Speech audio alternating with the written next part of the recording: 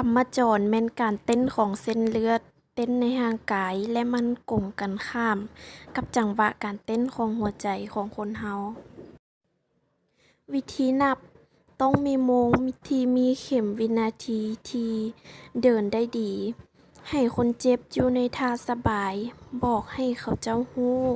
ว่าเราจะเฮ็ดหยังใช้นิ้วชี้นิ้วกลาง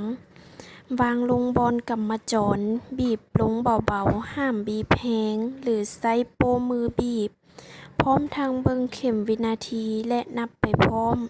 ว่ามันเต้นจักบาทหรือจักเทื่อต่อ1วินาที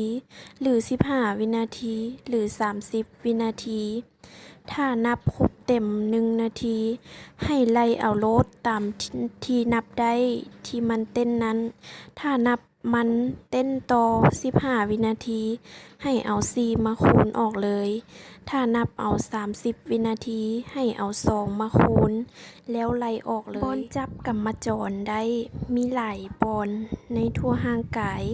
บอนใดที่มีเส้นเลือดเต้นหรือเส้นเลือดแดงจะเอากำมะจรได้หมดเส้นเลือดเต้นอยู่ขมับหน้าคอมือข้อพับแขนศอกแอบขาอยู่คอและบอนอื่นๆ